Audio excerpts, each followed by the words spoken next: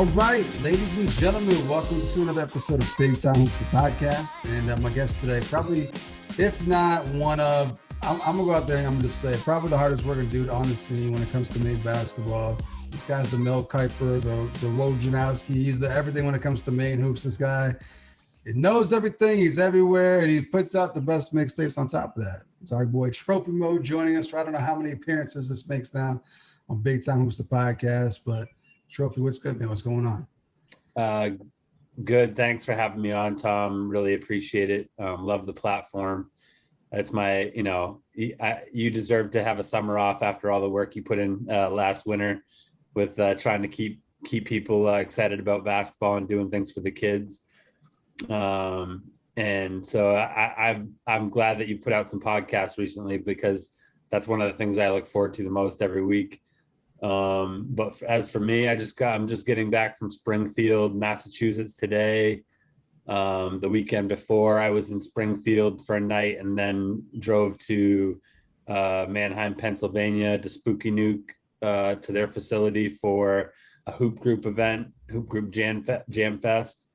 I've been traveling a lot this spring, trying to make up spring and summer, just trying to make up for footage that I didn't get last winter, obviously, because we weren't allowed in gyms to film. So I was gonna say, like, not only are you traveling to town, but I feel like these mixtapes are coming out like at a high tempo right now. I feel like it's like every day right now you're putting out something new. So you must be taking a shit ton of footage just everywhere you go right now.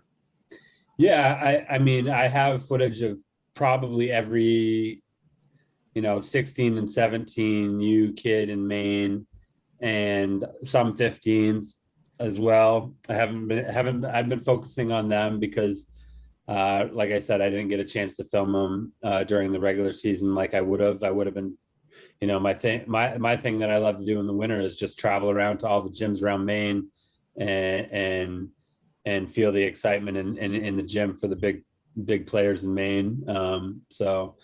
And I want to be able to have them have footage to look back on and show their buddies and friends and whatever that they could hoop back in the day. So, one of my big things last weekend was to make sure I got some footage of Cash McClure because he's one of our reigning Mr. Basketball from 2021. Hadn't had a chance to film him this spring because he'd been playing in other tournaments with New York Lightning Select. But since he joined up with Middlesex Magic a few weekends ago for the live period events and is playing alongside Dom Campbell and Brady Cummins, it made it a little bit easier for me to get out there and film him. So I've got some good footage of him. And his stock's on the rise since he's been able to showcase his skills in the NEPSAC showcase and these live period events as well. He's been out in Indiana this weekend where they competed against some of the best club programs in the country out there. So I want to start with Middlesex Magic. So you mentioned three guys with Maine ties that are running with this program out of Mass: Dom Campbell, Brady Cummins, Cash. All three guys that decided to reclass. And it looks like for these guys, like that decision to reclass to 2022 is going to pay off for them, right? Because we just saw Dom sign with Notre Dame. Brady seems like he's getting offers coming in every week now. Cash starting to gain some interest. You think it's going to be a thing we see more moving forward here, more kids reclassing, because it does seem to be paying off for I mean, it seems like it's paying off for most of those folks that are doing it. I think I counted at least, I think we're up to 14 or 15 kids reclassed from 2022 and 23 and 24 in Maine now. The most I ever remember before this was 2. Yeah. Like for actual kids from Maine to be reclassing. And so, yeah, I think that's a trickle down effect from the COVID year, from just the competitive where the competition for scholarships and Maine kids, certain things that don't work in Maine kids' favor as far as that goes, and just trying to get that extra year of development and strength. But also I think prep programs taking more interest in some Maine kids as their development improves and they see them as as guys that they can rely on to help the prep program, and also make the program look good as they compete for scholarships, and the prep programs can put that on their resume as we help get this kid to this level. So I want to ask you this: like, how much do you think these kids benefit versus going the prep route and playing at a prep program versus just being on the right AAU team and being seen? Because it seems like these kids are getting offers based off being seen at AAU tournaments, not so much what they're doing with their prep programs. So where do you think that balance is? Do you think like they benefit more from going the prep route, or do you think they just benefit more if the AAU team was right, if the program was right, and they got exposure that way? I think people need to look at everything as a piece to the puzzle, instead of like one thing is like the answer to getting recruited or getting a scholarship or playing at a certain level. I think that where the prep program helps you is that they can practice. You can practice year round. You have a dedicated strength and conditioning person that most, especially the good prep programs, the established ones, and always being able to compete in your practices and in your games against kids that are definitely going to play in college basketball every practice, every night. Like, you're testing yourself against those type of players, and not being like a big fish in a small pond, like many Maine kids are at their local high schools.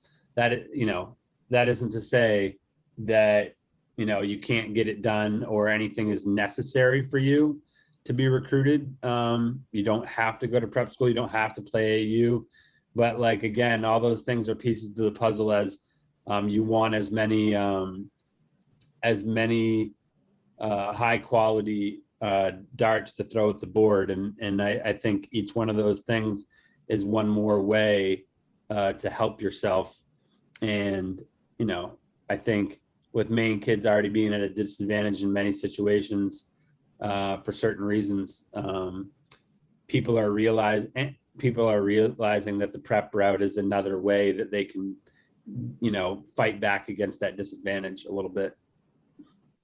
Another kid that I brought up, Dom Campbell. You were on the Dom train before most. I mean, you saw it, and you were around before he kind of took off over this past year. So, has he kind of exceeded what you thought, or is he starting to get to where you thought he could be? I mean, to be honest, and Dom would say the same thing, and the people around Dom and his circle would say the same thing. Is that Dom physically always had the potential to do what he's doing.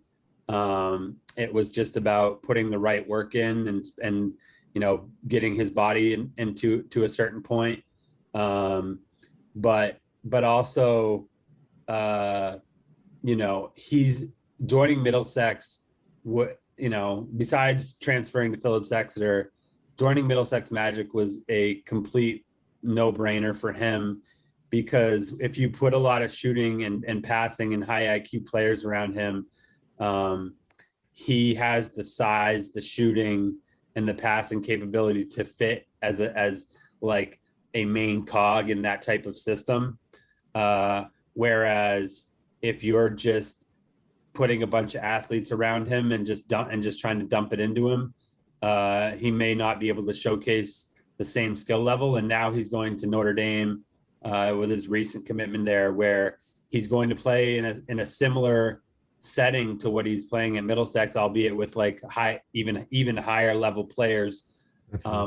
But I would say that when I saw him at Waynfleet his sophomore year, Waynfleet was one of the first games I went to 3 years ago when I started filming,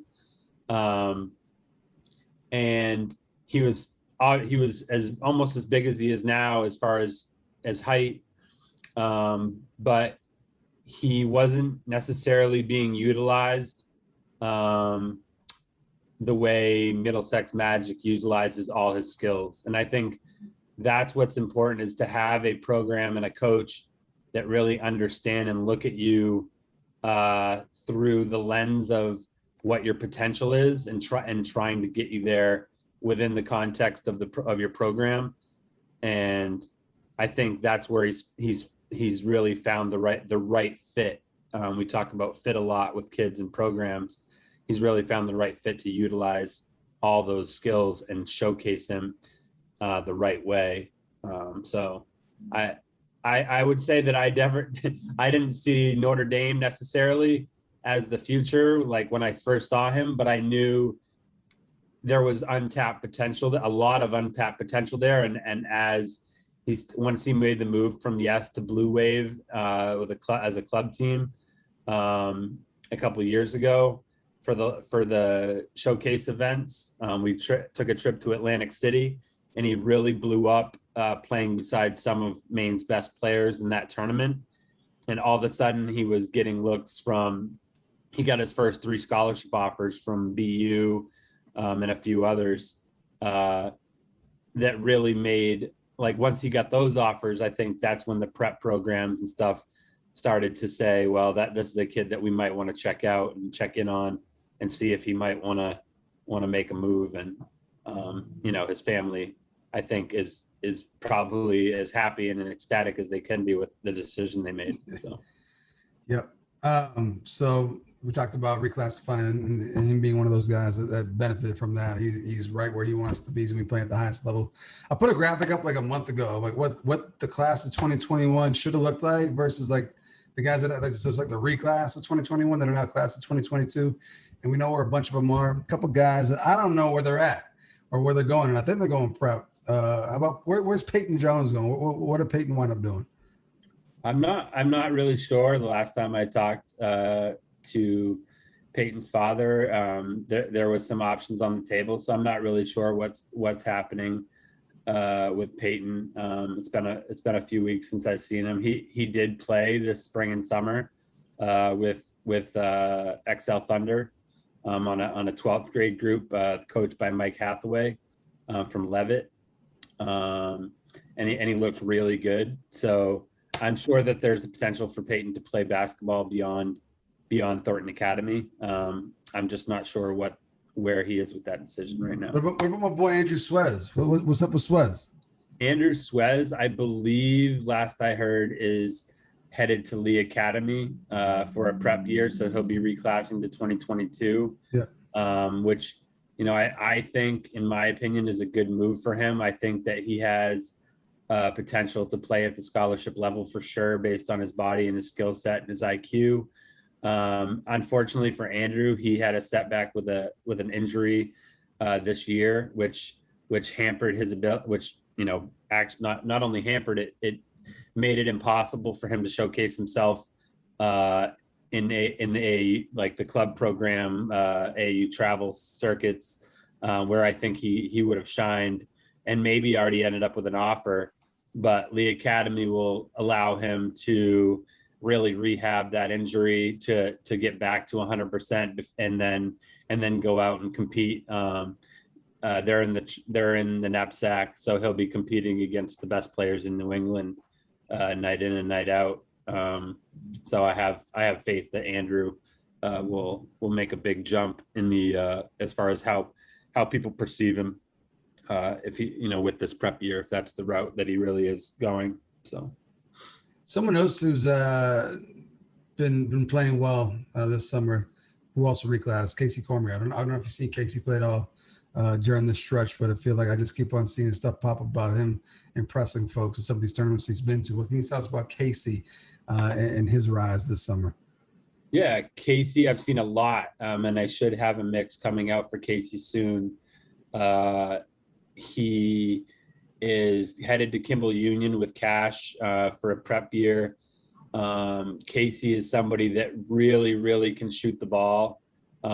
He can get as hot as anyone from beyond 3, but he's more than just he's developing into more than just a shooter. He can get take a dribble and get to the mid range and pull up. He's strong enough to take some contact at the basket and finish on the break or in the half court.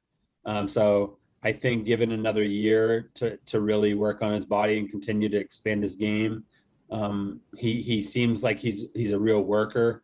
off the court, when he's, I feel like he's putting in a lot of time during the week on his game, and that's why he's making these gains. So yeah, I think, he has a chance at being in the right program. Shooting is at a premium, as we know, as far as how the game of basketball is played today. And I'm a big fan of Casey. So I think, again, this year of prep and another year to work on his body and develop his game is going to turn him into a player that many college programs in our area are going to want to have in their program for 4 years. So on top of the mixtapes that you put out, you got these player rankings that you got, and I tell people like I'm not even joking. Like Trophy has like 1 through 50, like each class, boys and girls. Like it's well thought out and it's accurate too. Like we did some things last year during the season, going through some of your player rankings, and I think it's the most accurate thing that we got around. And one guy that you were high on last year as a sophomore was Calvin Catchings, who is playing well this summer too, right? So have you seen Calvin played all this summer, and what can you tell us about him? Because maybe reclassing maybe in his future as well. We don't know yet, but what can you tell us from Calvin's summer he's had so far? Yeah, I've seen Calvin a bunch. I saw him this weekend again. Calvin is a kid that can score from 3 levels. I love his intermediate game. He's a good guy at the high post. He can knock that down. It's probably where his bread and butter right now is probably the elbows and mid range, and I feel like he's a solid decision maker. He's somebody that suffered an injury last summer, so I still think that he's kind of working back into full, getting some of that explosion back and lift. But he's a kid. I think if he works on his body, maybe, and I know that he's been contacted by prep schools, or at least there's prep schools that have contacted me that are interested in him. And that's a family decision, personal decision. So I won't say whether that's something that, he should really take advantage of or not. But I know that those level schools are interested in him. So they see him as a scholarship level prospect if he continues to work on his game. I love watching him play. I can't wait to get to some of his games this winter. So, yeah, I got to check him out one time this spring and was blown away too. I'm gonna be making my way down there to Gardner, check out some Gardner games this year for sure. Somebody else in his class, if he does stay class in 2022, someone else was up there with him who's played well this summer. Joseph Estrella from South Portland, who I think you've been following around. You've got plenty of footage of those guys in the Thunder program. What can you tell us about Joseph? He seems to be coming along, becoming quite the prospect, still growing, it looks like. I don't know how tall he is now, but just another one of those talented kids from the class of 2022, the way it stands right now. Yeah, these are 2023 kids. 2023, my bad, 2023. It's hard to keep track of time these days for sure. We don't even know. I don't even know what year I'm in sometimes. But JP Joseph is phenomenal. He's probably taken as fast a rise as I can remember seeing from any kid, as far as just realizing what he can be at the same time as hitting a growth spurt. And at the same time as some of his athleticism really coming in. I've seen him have triple doubles with blocks this summer, which is amazing. His timing is really something that you would rarely see. I would put it up there with he may be one of the top 3 or 4 shot blockers that I've ever seen in Maine and in the 25 years that I've been watching basketball in Maine. And he can also step out. He's a good pick and pop option, can hit the 3 ball, really finishing above the rim with consistency now. Dunking it between his legs and with regularity, which is pretty wild to see for somebody that's probably going to be around 6'10" by the time the season rolls around, if not bigger. Yeah. and just a super nice, humble kid as well. So he's easy to root for. And he's really been big part of XL Thunder 16U group and their success this summer. And he's started to play up. I believe he may have even went with Middlesex Magic out to Indiana this weekend to compete with their 16U program in the big prep hoops tournament out there. So no, he's phenomenal. I think, he may be looking to prep potentially in the future. But even if he doesn't, I think that he is already somebody that many college programs are going to be looking to grab. So. And he runs with his high school team there. He's got Jalen Jackson running the point on the Thunder program. They've been hooking up highlights, and Jalen's been balling out as well. Question for you: is that going to transfer over to a good South Portland team this winter? Like, how do you think they'll do once we start playing high school ball? Because they got some other kids down there too on that South Portland squad, right? So are they going to be the team to beat, you think, in Class AA? I mean, last time we could be in the gym, they were 18-0 in the regular season, Jalen's freshman year. Then JP joined them from Scarborough last year. I think they were like 12-1 during the abbreviated season and no tournament for Cumberland County. And then, so, that puts them at like 30-1 in the regular season over the last 2 years. So that they're a program that Coach Kevin Millington has done a phenomenal job with as far as building a winning culture and involving a lot of good, finding a way to involve a lot of good kids, because they're always one of the deepest programs in the state as far as 1 through 12 or whatever the roster size is each year. So I think they'll be one of the favorites for Class AA for sure. But again, that all comes down to chemistry and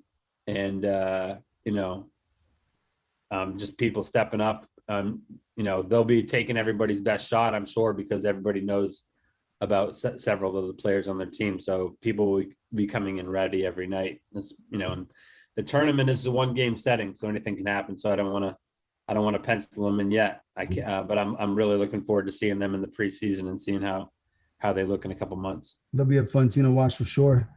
Somebody else I think you just got to see for the first time this past summer. It's Cooper, right? First time seeing Cooper Flag in person. Is that accurate, or at least getting to get some footage of him, be in the gym, be at a lot of these games? Actually, for Cooper, I started filming Cooper going into his 7th grade year. You're always way ahead of everybody else. Like you guys. Like, this guy knows everything and everyone. Not necessarily knowing, but like I was at a tournament for the older kids in Massachusetts, and he was playing Boston Spartans teams that was really good in the semifinals, I believe, of that tournament. And they were like, "Oh, you should go over and check this kid out." And while you have a break, and I went over there, and he was just dominating. And it happened to be that game, from what I'm told, the first game that I ever really got to see him play happened to be what people describe as really the game that he really broke out and showed that he was like on another level from a lot of his peers. And he was doing everything. He was playing point.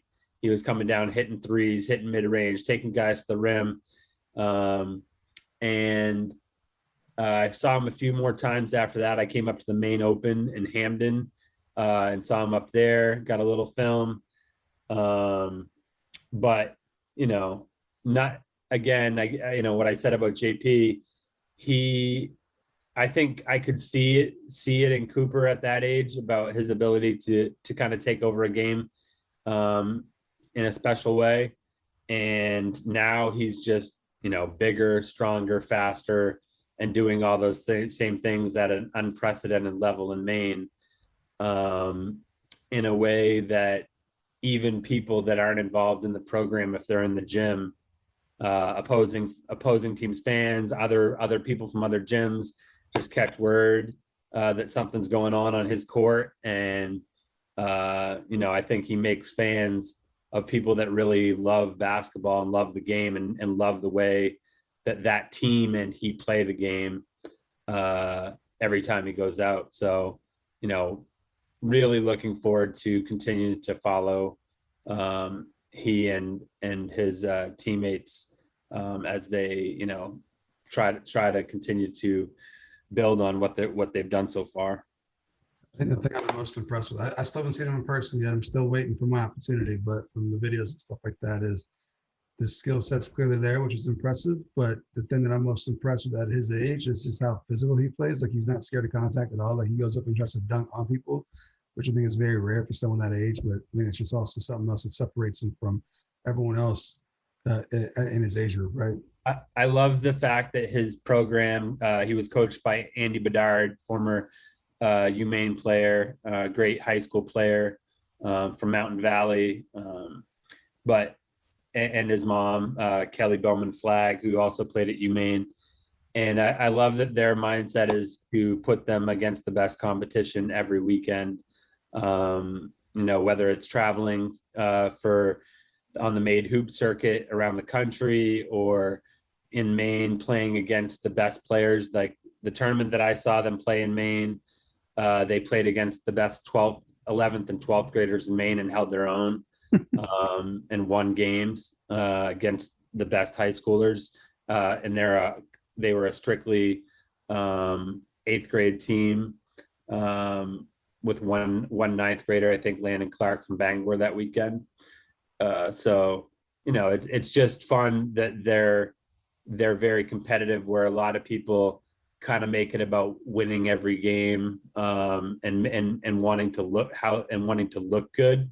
They're really about the competition and understanding that you really get better through competing against people that can really either hold their own or are better than you. So big fan of that philosophy.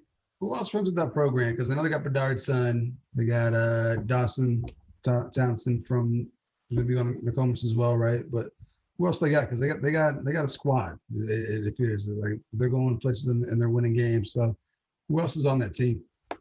Yeah, they got a couple of guards from Chevrolet. Leo McNabb is a good shooter, really high IQ, heady player. A guard. They got a point guard in Sammy Nizamana. That is probably one of the best kids that I've seen in 8th grade at withstanding pressure defense, getting the ball where it needs to go, initiating offense. Can create his own shot and get to the basket as well, but really just thrives as kind of like what people would say term as a pure point guard at this stage of his career. Saw them play the other day in a summer league game against Deering, and they look like they'll be able to get some minutes on a double A squad as freshmen. Then you've got obviously Cooper and Ace, Dawson, Crady Dixon from Wyndham, lefty that can knock down shots, really tough defender, and Gabe Lash from Madomic Valley, guy that's really starting to fill out. Looks like he'll be a nice forward in the Madomic program. And you got Caden Bedard, obviously. So and Landon Clark from Bangor runs with them when they play up in some tournaments. He's what some would say he may be, he's in the running for the best freshman in the state last year. So the best class of 2024 prospect in Maine. So who else have you seen? Because summertime is normally the time in which players get better, right? So they finish up the year, the regular season, they work hard all summer long, come back the following year, you're like, wow, like they got better in summertime. Who are some guys that you've seen just kind of take a leap? We're not more like halfway through summer right now, but from what you've seen, guys, we haven't mentioned yet. Is there anyone that you've seen take that leap that we should be excited for next year? I'll run through some of the programs, just that just makes it easier for me to kind of like think about things. A program that I've seen a lot is the XLP program out of Portland, run by Mikey Harmon. and who played at Bonnie Eagle in Portland, but has recently been an assistant coach at Bonnie Eagle as well. And he does a really good job. A lot of kids from the Portland Deering area and Thornton Academy as well. But some of the kids that I really like that have taken a jump on his team are Remy Wani from Deering. I think he'll be one of the best kind of 3-and-D type of players in Maine this year. Like he can get up and down, defend 1 through 5, and just makes life tough on his opponents, which I love kids that take pride in their defense. Silvano Ismail is another kid on that program. He's also in the Chevers program that has grown to 6 feet. He's a kid that's been smaller up to this point, but he's really grown, and I think that's really going to help him establish himself as one of the better point guards in Maine. He's a class of 2023 kid, so he'll be a junior this year. And Braden Kamiri from Thornton Academy, probably one of the I'd have to put him. He probably shoots the nicest ball in Maine. Honestly, it seems like a layup. I'm honestly surprised when he misses sometimes. Thornton has had a good program over the last few years, and I feel like if they get up and down and they've got an inside presence this year, he's going to make a ton of 3 balls for them. And also Patia Donato on that team, another class of 2023 kid on the wing. It's long. His brother Peter played at Colby Sawyer a few years ago, and was one of the better players in Maine when he played at Portland. Really a late bloomer. I think Patia has a chance to jump into the conversation as one of the top 2023 kids eventually. I'm excited. I hesitate sometimes to mention kids that are too young, but there's a kid that's in the class of 2025, so he's an incoming freshman that's going to South Portland. His name's Manny Hidalgo, and he's small in stature, but he plays with a ton of heart and grit, and he has probably one of the best handles, and is one of the most creative finishers that I've seen in Maine. So I don't know, playing behind Jalen, South Portland has a glut of guards and talented players, so I'm not sure how much time he would see, or even if he'll be on varsity this year, depending on what their coach decides. But he's just a kid to watch out for in the future potentially. If I go down to the XL Thunder program, you got obviously we already talked about JP, but another kid that I really like on that team was a class of 2024 kid named Tegan Pelletier.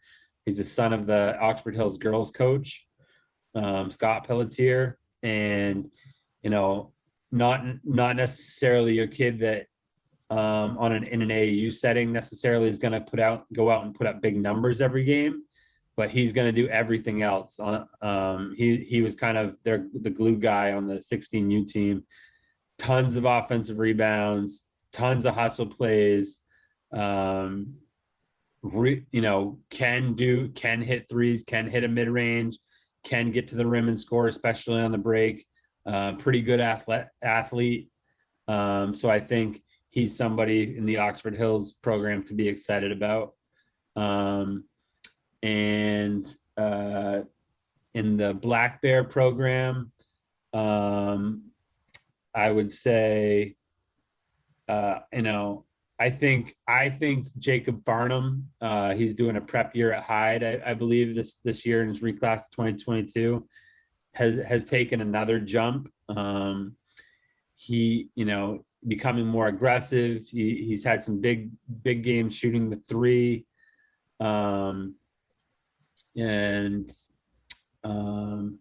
Let's see, in their 2023 group. We already talked about Calvin. And I think, man, there's just so many kids. I think Adam Savage, I put out a mix of him recently. Adam has a chance to have a very good year, and kind of I don't know how many people have talked about Adam on a state level, like in terms of like, you know, him getting a lot of notoriety statewide. I think he'll have a chance to move into that conversation this year. And if we move down to, I'll just mention some kids from some other programs. Maine Sting, I really like the backcourt of their 15U team. So these will be kids that'll be sophomores this year. Yusuf Dakani from Lewiston, really, really tough guard off the bounce. Really good at getting in the lane and finishing. And Caden Boone, I believe he's from Lisbon on that team. Nice lanky guard. I think he'll turn into a gifted scorer if he continues to work on his game. So there's a bunch of names for you. Unfortunately I haven't got to see a lot of the players in Northern Maine, just because of my travel schedule and the fact that not a lot of Northern Maine kids played out of state this year, which is mostly what I focused on. And obviously I didn't get to get up to any games, but I know that there's plenty of talent up there on the boys' side as well. So I'll be looking forward to catching more of that. Hopefully in the fall, there'll be some more local tournaments where some of them will want to get involved in that. So as always, I knew you would bring it, and I knew we would get name drops. Guarantee every time you come on. You haven't seen as much of the girls this summer, though, right? You've been busy traveling with the boys programs and stuff like that. But from what you've seen, have you seen much of the girls? I haven't. I've seen Main Attraction a couple times, which, you know, is a program that has many of the best, you know, what people consider the best girls in the state. Very talented group. The thing that people, you know, as we've talked about, or other people have talked about, is that the girls, as far as exposure goes, the girls with the Firecrackers program and the Results program coming up, and a few other programs have really been able to showcase the girls in a way that their recruitment, I feel like, is closer to maybe what it should be, without any extra help going into it. And you look at the girls and you're like, well, that person should be recruited. And then they are, and they have offers. And so I think what we've talked about is just how competitive the boys' side is for getting those scholarships. And you know, I'd love to be able to focus on every single kid. But I felt like it's been more necessary to try to shine a light on some of the boys' talent that we have in the state. And that's why, you know, if anybody wonders, that's why, you know, the time commitment that I've had has gone more towards the boys' side. Not that there aren't plenty of girls to make mixes of and focus on as well. And hopefully somebody will pick up a camera and do it, you know, so I could use the help. But no, you know, like, you know, you mentioned that you got the big names like Sarah Talon, JC Christopher, you know, Sierra Carson, on that Main Attraction team that's done so well, Sloan Genevan. But I know there's lots of girls, you know, from all over the state that are doing really, really good things.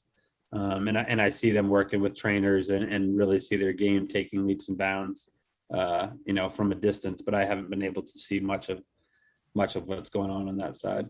But I will be at the top 30 camp. Yeah. So I will be getting footage there of the girls and putting that out and be able to speak on that much better, because many of the girls that will, you know, that are the best, and boys are attending that in a few weekends from now. That's what I was going to ask you. What do you got going on for the rest of the summer? Because you've been on the road a lot. You've been traveling, going to these tournaments and stuff like that. Like, do you take a break in the summertime at all? Are you going to be chilling at all before it starts back up? You just grind. Like, what do you got left between now and the end of summer? I took a weekend to go back up to Holton. Took 5 days to go up there for the 4th of July, but that was really the only break that I've had. Yeah. I've been out every weekend other than that, and during the week. And um, I'm going to head to the Noonan tournament this coming weekend, which is always really fun. Yeah. That's kind of a reunion for me with people that I've coached or been around. Just a lot of the basketball people are there, either just to watch their former players or obviously former players competing in it from around the state. A lot of the names that people know. It's just fun it's like a blast from the past, just watching all these great former Maine high school players go at it again. So I'll be there filming just for fun. Obviously those guys don't need any scholarship offers. Many of them have, had that back in the day, but just for fun and just to give people a look for the people that can't go. And then I'll be at tier camp a couple weekends from now. I'm not sure if there's going to be anything in between that. I think he's splitting it up, girls and boys. So it'll be 2 different weekends that I'll be at tier camp. So that'll probably fill up through mid-August. And then we'll probably get some time off, and then fall ball will start up in September, November time. So it doesn't stop. It never ends. It'll be basically like AAU season all over again. And I'll be able to see a lot of the local kids.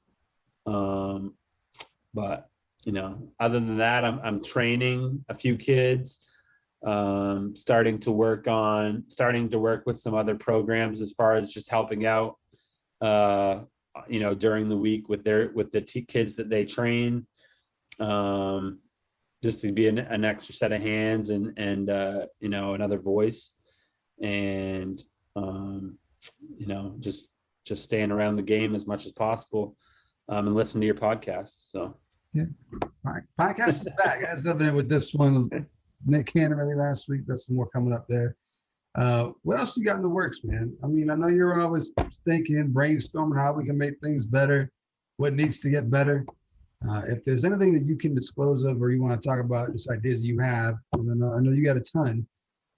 What would you like to see? What more do you want to see come along with the Maine hoop scene?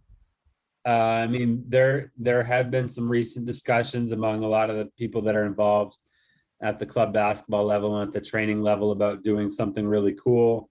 Those discussions are, for kids in the state of Maine, in terms of increasing the availability for some of those things, whether it be exposure in tournaments, competition-wise, or a broader range of training situations.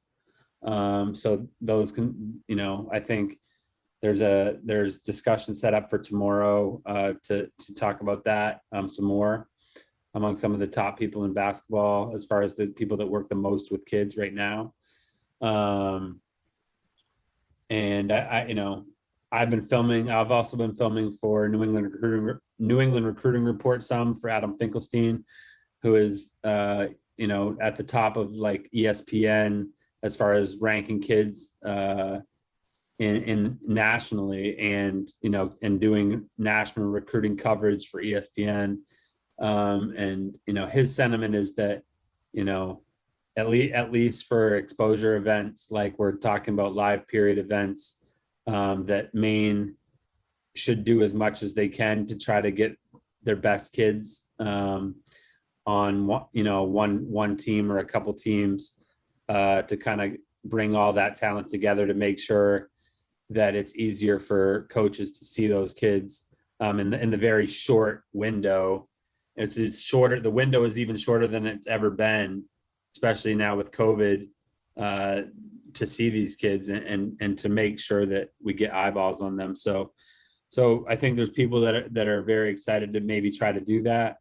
I'm also going to be doing some photography, getting into some photography for sports. So I'm going to start building a portfolio, which I know you'll be excited about because you're always putting graphics out. So to have access, I need pictures. Pictures are so hard to find. To have access to photos and trying to do some things and have the kids have input on that, to try to have, the graphics thing is a big part of like announcing your recruitment, but it's also just nice to have good pictures of yourself and remember your time there. And I'm going to try to build a website that has profiles that feature some of these kids and has some of this photography involved. So I'm going to be, I kind of wanted for COVID to kind of start taking a back seat and for people to be able to have the chance to be vaccinated before I did, one-on-one personal stuff. So I'm going to be starting to set up photography sessions with a lot of these kids around Maine, so I can give you some better content and easier content to work with. So I would appreciate it. It would make things a hell of a lot of these kids is one picture of them on the internet. So wrong. And you want to make them look good. You're like, should I use that picture? Like, Yeah. Is that the picture that they want to see out there? Yeah. Is the mouth wide open? It's tough. It's very awkward putting some of these together too, because I'm just staring at people's faces. Like I'm just going like picture to picture, and it's very intimate when I'm in Photoshop. I'm locked in on them, and they're just looking back. It gets a little weird, but it's all part of the process. Yeah. Something else I would like to do is get together with some people and have a kind of like an elite middle school tournament. I feel like there were some in the past, like that really showcase some of the best middle school talent, but have it be about school teams and not club teams. And that would help me to have all those kids in one place, would give me a better way to evaluate them at a younger age. So, that's something that we might consider doing as well. And get some sponsorships from some of the big people that are involved in basketball, so. And this winter too, or prior to the kickoff of the season, we can look forward to TrophyMode's player rankings, right? That was a big hit last year when we came on with the boys and girls. So you got some time. Hopefully the top 30 camps will give you a chance to see some of these kids up close and personal and adjust your list, right? For sure. And again, I think what Ben tries to do with the camp is try to, allow kids from all regions of the state to go and compete against each other and measure up. And it also allows us a chance to evaluate them further and see where they really stack up, without, just based on their skill level, without relying on who has the best teammates, who has the best coaching, just what they already have in their bag. So absolutely. We do have a couple things on the Instagram page. We did the 2K covered boys and girls in the Legends edition. Do you think they were accurate? Like, would you vote it differently for any one of those, or were you okay with them? That was all fan vote. That wasn't me. That wasn't my choice. I went with what the fans decided, and that's what they voted for. I think they got it right. I mean, I think that you might have got the two best athletes respective of their girls and boys basketball. So I think that's usually in basketball, athleticism is really what people look for. They look for like the big highlights, the big blocks, the big dunks, the big plays, the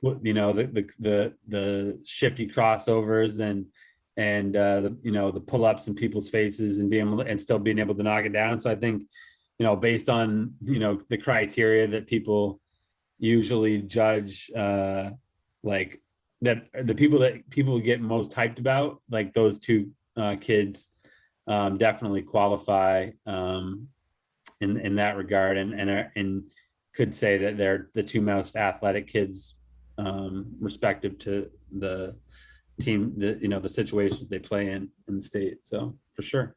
Were you okay with the Legends cover with Nick and Ralph? Were you okay with that? Oh yeah. Oh, for sure. I think Nick, both the Knicks have done a phenomenal job representing Maine basketball. Obviously, Nick Kaner Medley for much longer, and he was a kid that graduated in my class. And it's just amazing to see him continue to play professionally. at such a high level, individually and and team wise. Ralph was somebody that I saw in person a bunch of times, and really loved his game, and played at Florida State. And watching like Nick, Ralph, and now Dom going to play in the ACC. There's really really the ACC's up there no matter what year it is, in terms of the top level of competition in college basketball.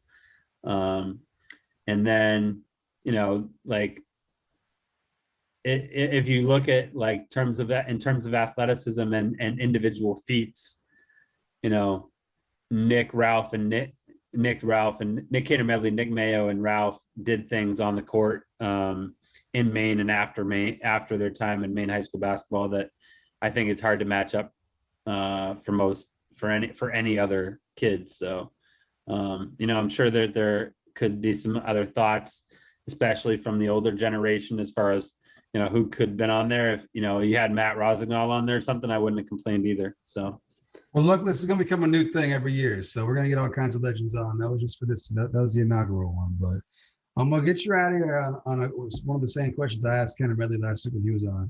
So we talked about all the kids that we got right now. Maine basketball seems to be heading in the right direction in terms of our kids getting recognized, kids getting offers and stuff like that with Cash, Don, Brady, JP, Calvin, guys like that.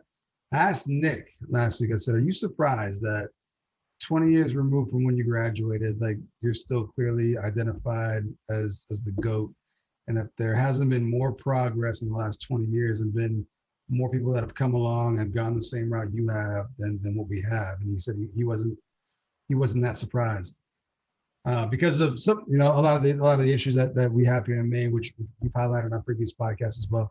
Are you surprised that in the 20 years since Kaner Medley has graduated, we haven't seen more? We haven't seen more go that route, or I should say, be as successful going that route. I'm not really surprised. Nick was just that special physically, and competitively. He really was. Like, I mean, just you're not going to have very many Nick Kaner Medleys in any state. I mean, two-time All ACC player. I mean, no matter what state you're in, you're not going to produce many of those. And given our state, geographically and the makeup of our state, and the opportunities that we don't have necessarily, I'm not that surprised that he's still up there and still compare. That's the bar kind of for at least modern day basketball in Maine. But I think that where I think we've hit a point where there's the potential for somebody to start breaking through that threshold consistently. And why I say that is that you have more people that have been college athletes, and know the path in Maine than you've ever had before, just because more people go to college now. More people have played college athletics has been a bigger thing for longer. And that gives people, even though they're from a geographical standpoint kind of out of the way, if they have that IQ, about the game, that knowledge base passed down to them from somebody that's done it before, I think that's what's going to help us kind of produce more players that are more similar to Nick. I'm not sure. It's a pretty high bar to set, because to average 37 points a game and 15 and a half rebounds and whatever he did in Class A, and a tough Class A back then. But, and play with the athleticism that he did. But, I think just having the IQ and knowledge is the biggest piece. And we have more parents, that are able to kind of know the way and guide their kids and know what's important and what's not important, and keep their heads on straight as far as the game, their perception of themselves and the game goes. So that's where I think that we can make some ground up now. and where we haven't necessarily in the past. I also think that Maine, people talk about gaining ground, and what I've mentioned to some people recently is that, you know, yes, we have more trainers and more AAU teams than we've ever had, but so does every other state. Yeah. Every other state has, and if you think that, like, you know, we're not gaining ground in that state, I would say if, like, for every new trainer you get in Maine, you probably get like 3, 4, 5 new trainers in California or Texas or Florida or Georgia, all these places that already produce tons of athletes. We're not necessarily, or AAU teams, we're not necessarily making up ground in those areas. Those places that are competitive and have the talent baseline and just the number of bodies, they approach it probably even more competitively than we do to make sure that they're doing more than they were, even more than we think we are. Like, you know, it's new for people here to see so much, but, you know, people outside of the state take it so seriously, because for a lot of people, and especially in the cities, it's not, you know, it's kind of a tool to make it like out of a situation. Whereas that's, you know, in Maine, I feel like just people being comfortable is sometimes a deterrent to some levels of success, you know? So, you know, that's kind of my feeling on it.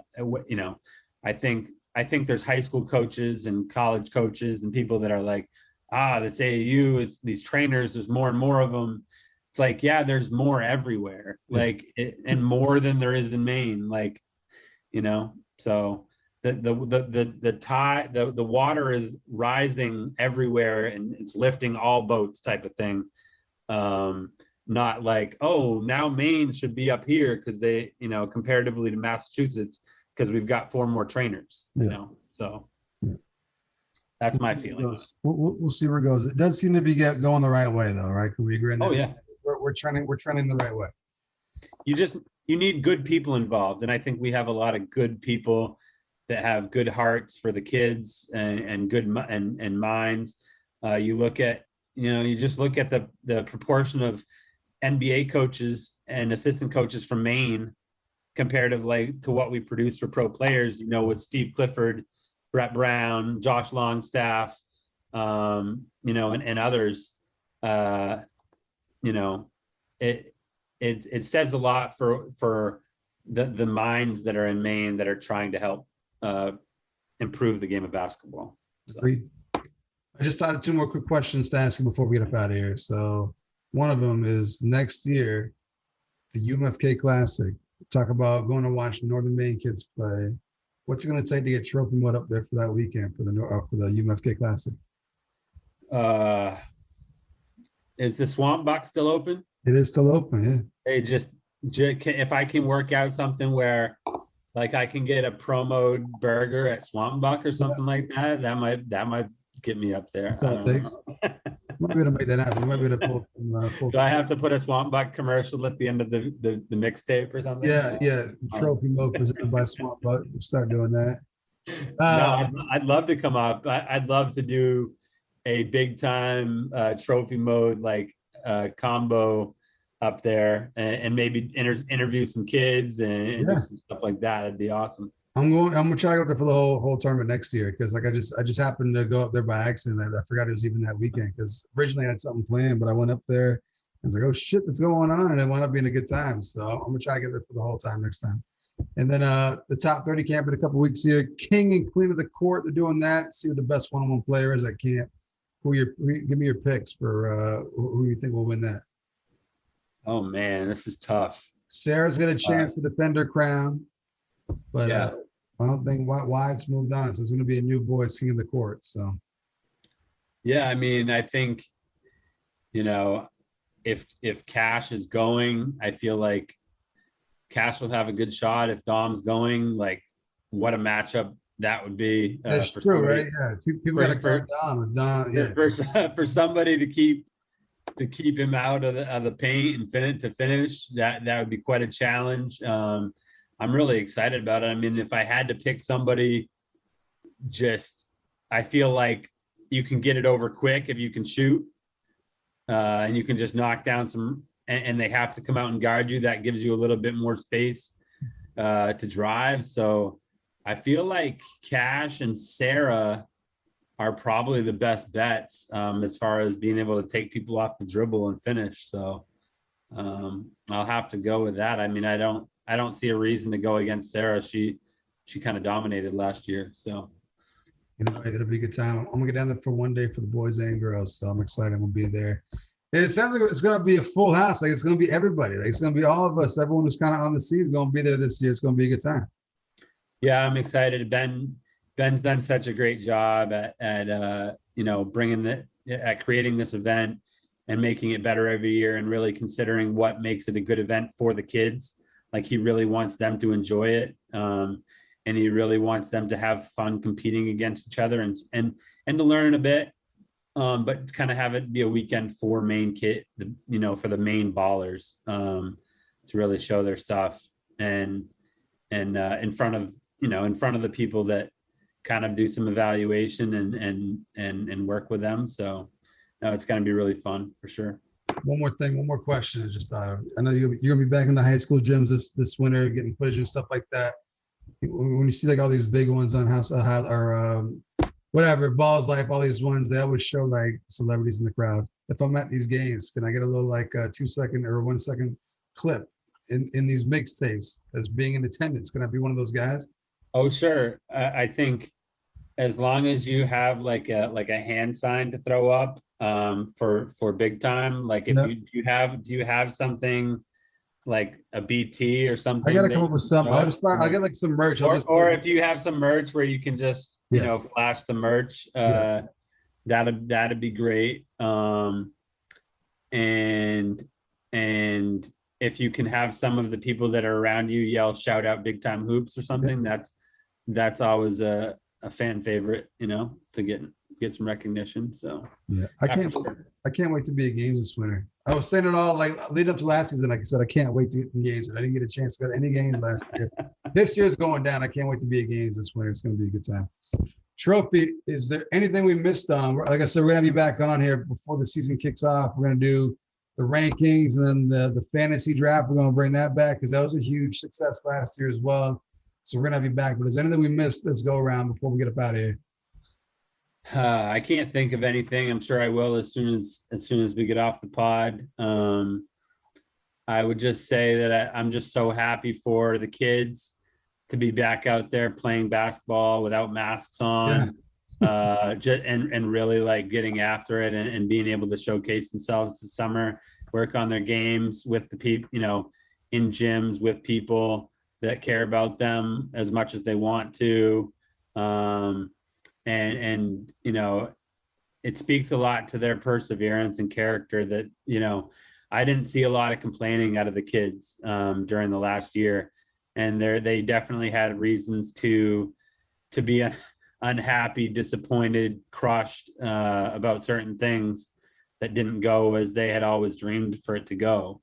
So I just big shout out to the kids in our state for keeping it together and just taking the next steps to further their goals in basketball and education. Really proud of how they handled themselves coming out of all this. So, and excited for the season for sure. And who should I go get next to the podcast? Because you're probably one of the most dedicated listeners we got out there. Who haven't I had on yet? One of the old heads, one of the legends that you want to hear from. Goodness. Oh wow.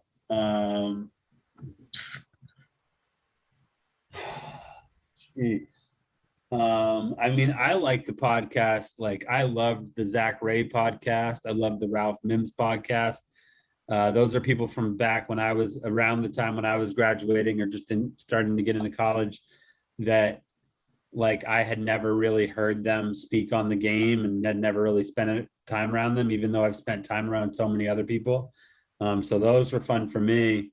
I would love can I give you a few names? Just in case, because I'm back at it now. The podcast is back. I'm off vacation, so. I would love Andy Bedard would be one that I would love to hear from, just because I know he had a different journey than a lot of Maine high school players, and he was on the Maine teams the last times that Maine was really successful, almost making the NCAA tournament. So he's one. I would love to have maybe my guy Kyle Bouchard. I would love to have him on here. 2015 Mr. Basketball. Yeah, he's on the show. A guy that I coached, and I know you've had his sister on, I believe. Yeah. But I would love to hear his perspective on things. We as coaches, we have our perspective on things. And Rob Moran, who I just sat down for some Chinese with last time I was up in the county. Rob and I got to coach Kyle for 6 years together. And Rob asked me to assist when Kyle was in middle school. Rob was the head coach, and then he moved on to be the varsity coach. And so there's a lot there that I'd like to hear Kyle's perspective, like unfiltered perspective on. And oh man,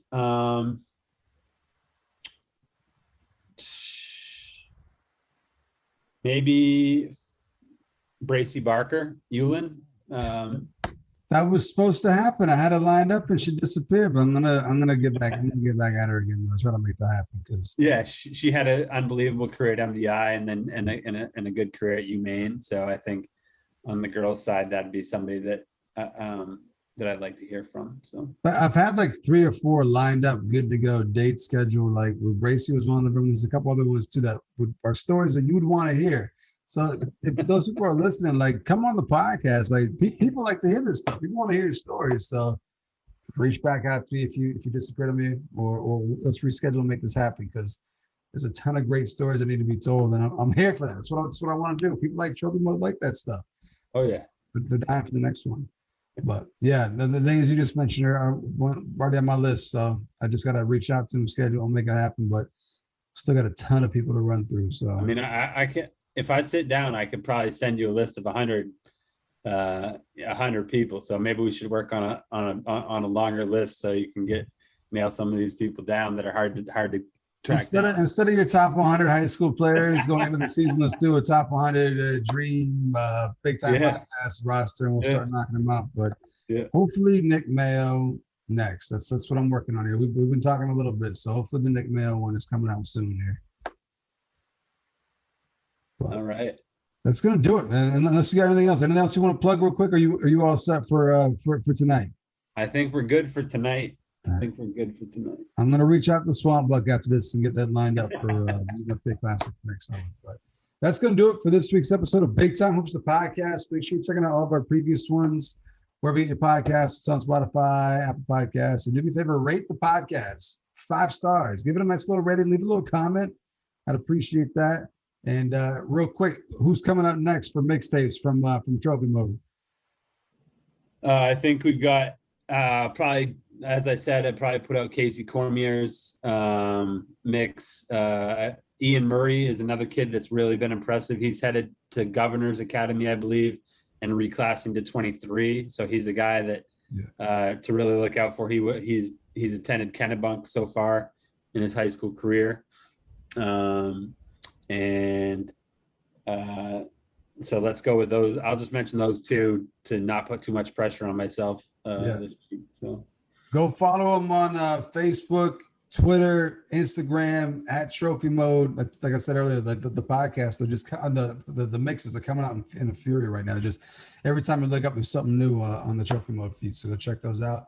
And we'll see you next week with another big time episode of Big Time Hoops, the podcast. See you.